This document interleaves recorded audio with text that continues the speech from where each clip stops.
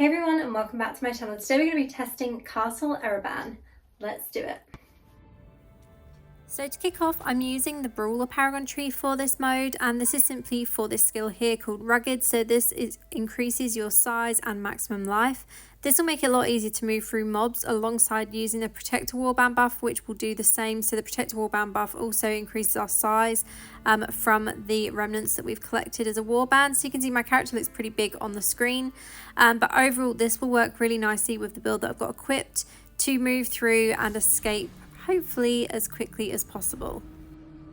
Now I'm not going to go into too much detail regarding build that I'm using here, as this is the exact same build that I use for open world farming, and I posted a video for that a few months ago now. I know it might seem a bit outdated, as I said it's a few months old, but there's that saying, if something's not broken, don't fix it, and this build works so nicely for moving through mobs and giving that damage as well, which is why I decided to continue using it. I use this also for running the Terror Rifts, Elder Rifts, open world farming as I said, and sometimes for dungeons as well.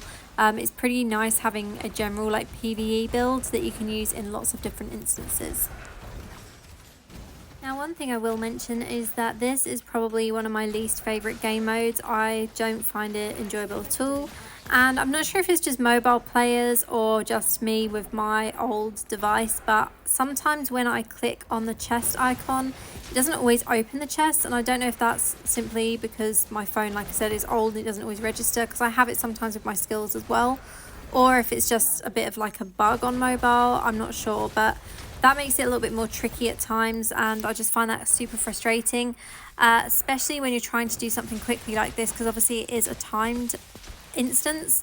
So I kind of need to be able to open these chests quickly, and sometimes I'm having to go back to them to try and open them again just because it doesn't seem to register when I've clicked.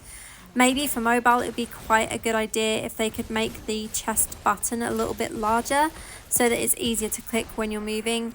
Let me know if you're a mobile player and you found the same problem in the comments below.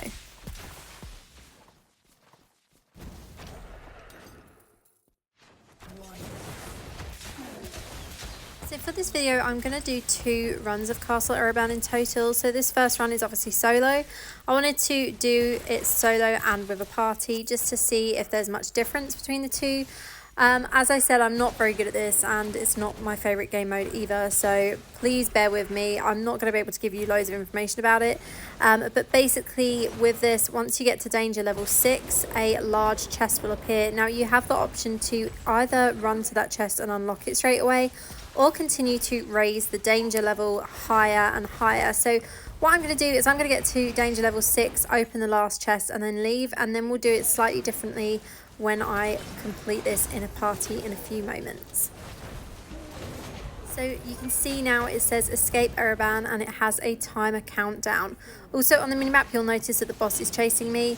However, what I did for this mode is I purposely left chests that were near the front, and I generally tend to do this in this game mode simply so that you do have chests that you can open that are closer to the exit. This makes it a lot easier because obviously if you're opening chests that are further away, you've got further to run back to the entrance to actually successfully escape. So that's my theory with it. Now we're going to run it in a party, and as always I've dragged my friend GameZone with me for this. Let's see if we can raise that danger level even more and get some better rewards. So before we entered this, we discussed which direction each player was going to go. So I'm taking the left side and GameZone is going to take the right side.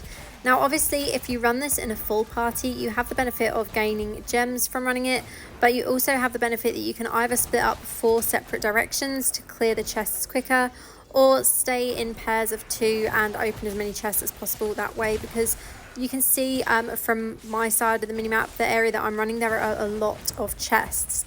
Now you'll notice that I'm leaving some behind, and this is because of what I mentioned already with having chests on the exit route out, so that if you don't open that last chest but you want to get closer to the door, you can do that. So once you're getting closer to that danger level, that high danger level, move closer to the entrance again and you can start to open the chests that you left behind.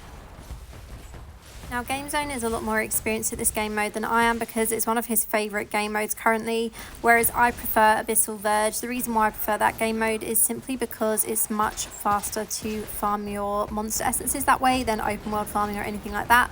So I actually really like the addition of Abyssal Verge, whereas Castle Erebban, you know, take it or leave it, it's not really for me. I don't really enjoy it as much, like I said earlier in the video.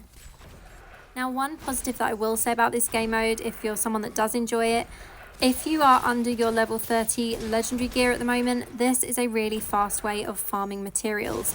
Now, I did just 3 runs of this in total when making this video, and after 3 runs my inventory was pretty much completely full of scrap material. So if you're working towards those upgrades, this is definitely a really fast way to actually gain all those scraps that you need for leveling up your gear.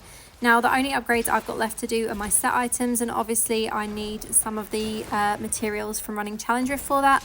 So that's going to be my focus, whereas open world farming for scraps, it doesn't really bother me. I have something like 300k scrap material now, which I just can't use. It would be really nice if they added something where you could trade that in for something decent.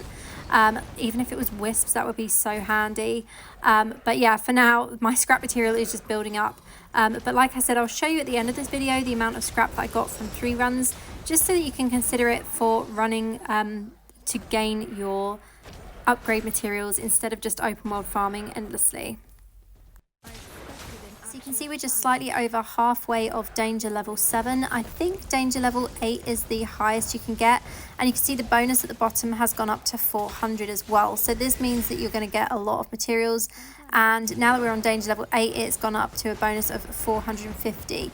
So we have just a few seconds remaining on the clock, and you can gain more time from opening more chests. However, the boss is going to appear in a second because GameZone has opened that final chest. So you can see now, Terror descends, escape. So I had a bit of trouble escaping here because I couldn't find my way out. I must be a complete dumbass, and you can see the boss actually gave me a little bit of damage there. Now, they did recently in the last update change the damage and lower the damage that the boss gives you in this game mode, because he was pretty much insta-killing everyone when they were trying to escape, even if the attacks weren't that hard. Now, luckily, GameZone is a little boy ahead of me, so all of the doors are already unlocked. However, when you escape, you will need to unlock the doors if you're running this solo to actually be able to get out of the castle. Now, I did gain 1 monster essence, which seems pretty pathetic for how many mobs I killed, and that's why I mentioned that Abyssal Verge is much more beneficial for running if you're farming monster essences. However, like I said at the start, or said a few moments ago, this is a great mode for farming your scraps. Now you can see our escape was successful and we're back to the portal. So that was a success for us, and that was the only second run I'm going to show you today. However, as I mentioned, after 3 runs, I had a lot of scrap material, so we're going to take a little look at that now. And this is everything that I gained from just 3 runs. My inventory was pretty much full. So that's it from me today. I hope you found this video helpful, and as always, thank you so much for watching and have a great day.